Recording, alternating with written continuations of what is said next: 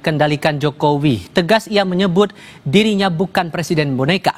Lalu apa maksud pernyataan politik itu dan untuk siapa pesan ditujukan? Kami akan bahas bersama politisi Partai Gerindra Dhanil Anzar Simanjuntak dan Direktur Eksekutif Parameter Politik Indonesia Adi Prayitno. Assalamualaikum semuanya, selamat malam. Waalaikumsalam. Selamat malam. Terima kasih semuanya sudah bergabung dalam diskusi kami kali ini. Mas Adi, sampai Pak Presiden terang menegaskan dirinya bukan presiden boneka secara literal. Menurut Anda pernyataan itu ditujukan buat siapa sebetulnya, Mas Adi? Ya, saya kira memang Prabowo Subianto secara tegas mengatakan bahwa dirinya bukan presiden boneka. Itu adalah pesan politik kepada pihak-pihak yang memang selama ini selalu memberikan statement spekulasi-spekulasi liar bahwa Prabowo itu adalah presiden yang kemudian bisa diintervensi dan bisa diatur-atur oleh Jokowi. Itulah yang kemudian disebut oleh Prabowo tidak benar. Artinya apa? Ini tentu sebagai upaya untuk mengamputasi spekulasi bahwa di kemudian hari jika Prabowo Subianto bertemu dengan mantan-mantan presiden terdahulu, salah satunya Jokowi, itu tak ada lagi argumen-argumen yang kemudian disebut itu diatur dan kemudian dikendalikan. Itu satu hal, Mas, ya. Karena ini pertama kali statement yang saya kira secara officially langsung disampaikan oleh presiden, karena memang selama ini bantahan bahwa Prabowo itu tidak bisa diintervensi hanya muncul misalnya dari jubir dan orang-orang di sekitar istana. Oleh karena itu bagi saya ini adalah satu statement yang clear bahwa memang overall dalam setiap kebutuhan politiknya Prabowo itu menentukan segala sesuatunya tentu based on atas rapat dan hasil musyawarah dengan menteri-menteri dan kabinetnya. Itu yang pertama. Nah, yang kedua secara prinsip, kalau mau jujur sebenarnya Prabowo Subianto ini kan memiliki segala-galanya. Saya kira portofolio politiknya cukup mentereng, pengalaman politiknya cukup luar biasa, pergaulan internasional, punya kapasitas, punya kompetensi, punya rekam jejak, punya jam terbang, punya dukungan politik yang sangat berlimpah. Jadi, sorry itu saya katakan, dalam konteks itu sebenarnya Prabowo itu tidak terlampau membutuhkan pihak-pihak lain termasuk mantan-mantan presiden terdahulu untuk misalnya memberikan feedback dan masukan apapun terkait dengan tata kelola pemerintahan supaya Indonesia itu mantap di kemudian hari. Makanya kemudian harus disampaikan itu secara tegas di hadapan publik, begitu, Mas Adi? Betul, artinya apa? Cuman Prabowo ini kan ingin menegaskan bahwa membangun bangsa dan negara itu tentu butuh kolektivitas terutama dari mantan-mantan presiden terdahulu supaya tak ada lagi misalnya distingsi dan jarak yang kemudian saling menegasi. Apa yang baik di zamannya Pak Jokowi, apa yang baik di zamannya SBY dan Megawati, itu adalah hal-hal positif yang mesti dilanjutkan oleh Prabowo. Jadi pesan kebersamaan dan kolektivitas itu adalah yang sebenarnya ingin ditunjukkan oleh Prabowo terkait dengan soal jangan lagi ada sebutan-sebutan yang disebut dengan presiden boneka. Makanya saya sebutkan, Mas, Prabowo ini orang hebat dan orang mantap. Tanpa berkomunikasi dengan mantan presiden sebelumnya, Prabowo itu sebenarnya sudah bisa melakukan apapun di negara kita. Tapi kedewasaan dan kenegarawanan itulah yang sepertinya ingin ditunjukkan oleh Prabowo. Membangun bangsa memang butuh kolektif, kolegial, masukan dan feedback dari pihak-pihak yang lainnya. Sampai ditujukan atau disuarakan di hadapan publik, Bang Dhanil, sesungguhnya ada orang atau siapa orang yang bilang Pak Prabowo ini presiden boneka, Bang? Sebenarnya pesan yang disampaikan, perspektif yang disampaikan oleh Mas Adi tadi itu sudah komprehensif, holistik sekali, dan saya bersepakat dengan apa yang disampaikan oleh beliau tadi. Tapi yang ingin saya catat itu adalah dua hal, ya. Pertama kan ini sejak awal terus diproduksi oleh pihak-pihak tertentu, seolah-olah Pak Prabowo itu dikendalikan oleh Pak Jokowi, begitu. Kemudian Pak Prabowo itu tidak bisa membuat keputusan sendiri. Itu kan sesuatu yang sengaja terus dikembangkan untuk memastikan ada sikap yang pecah belah antara Pak Prabowo dan Pak Jokowi. Pun demikian misalnya kalau Pak Prabowo sedang dekat berkomunikasi dengan Ibu Megawati, narasi-narasi serupa kan misalnya ya Pak Prabowo sekarang dekat dengan Ibu Megawati, ini tanda Pak Prabowo menjauhi Pak Jokowi, kan sengaja selalu begitu. Nanti dengan Pak SBY pun demikian. Ini kan nalar-nalar yang sedang dibangun adalah nalar politik antagonistik. Artinya memang sengaja dikembangkan sebagai upaya menggambarkan politik itu selalu tentang subordinat satu dengan lainnya.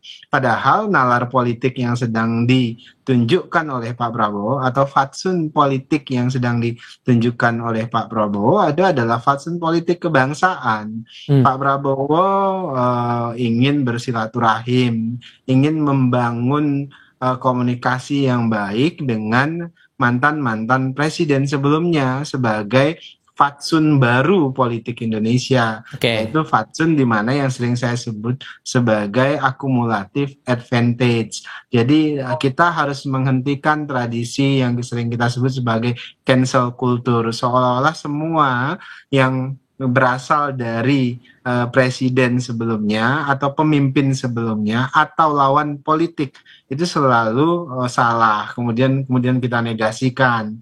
Nah, itu yang ingin dihilangkan oleh Pak Prabowo. Dari narasi ini, sorry saya potong Bang Daniel, apakah narasi yang muncul belakangan, saya potong di situ, narasi muncul masalah matahari kembar, terus kemudian ditegaskan oleh Pak Prabowo bahwa dia bukan presiden boneka, apakah sesungguhnya ini juga mengganggu ritme kerja di kabinet sehingga harus ditegaskan di momen sidang kabinet paripurna?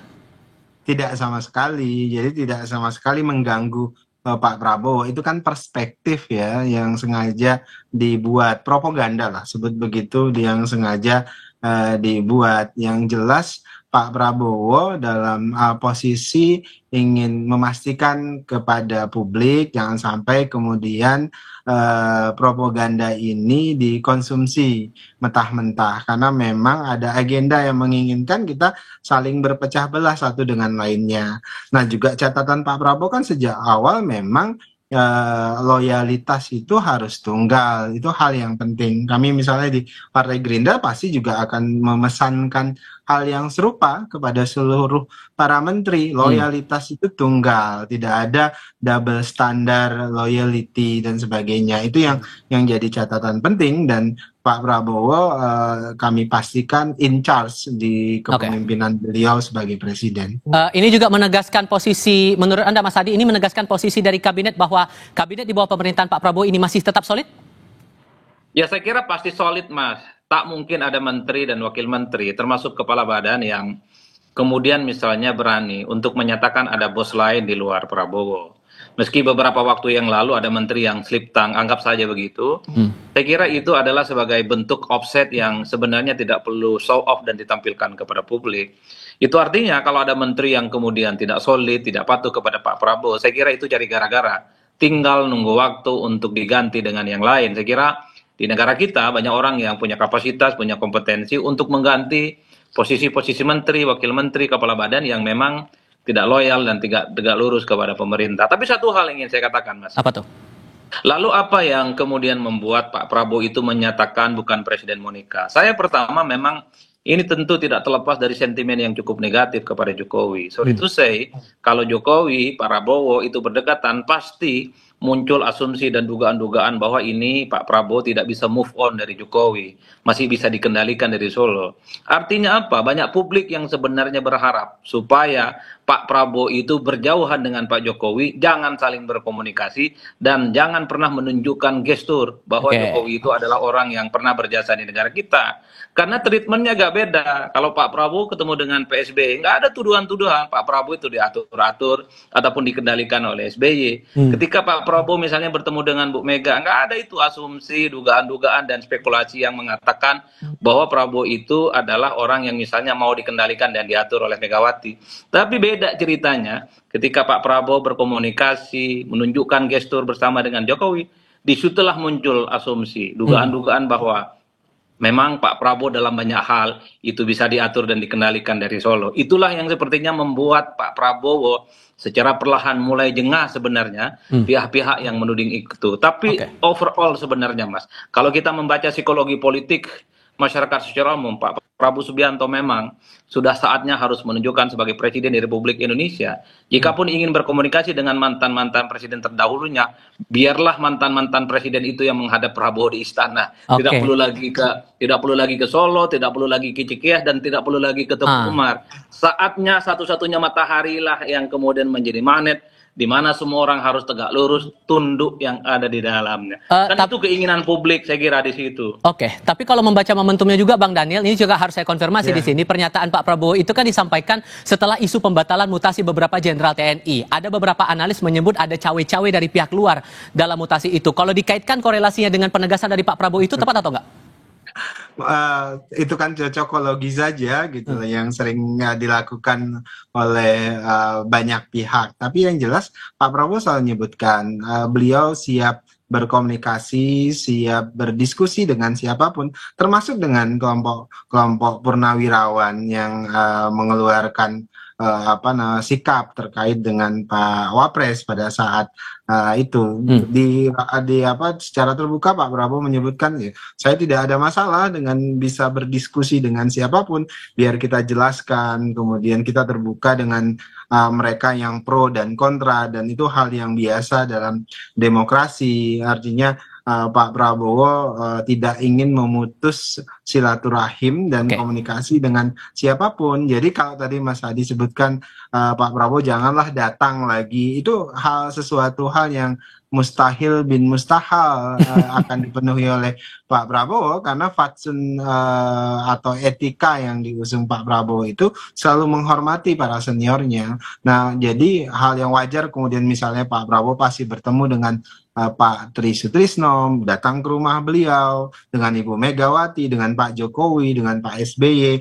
Bila perlu memang beliau bersedia selalu hadir langsung ke rumah masing-masing tokoh-tokoh itu, karena bagi Pak Prabowo para senior penting didengar dan penting dimintai masukan. Kira-kira begitu. Itu yang kemudian saya sebut sebagai fatsun baru politik kebangsaan ala Prabowo Subianto. Oke, Bang Daniel Anzar Simanjuntak dan Mas Adi Praitno, terima kasih sudah berdiskusi bersama kami kali ini. Selamat malam semuanya. Assalamualaikum. Terima kasih Mas Adi.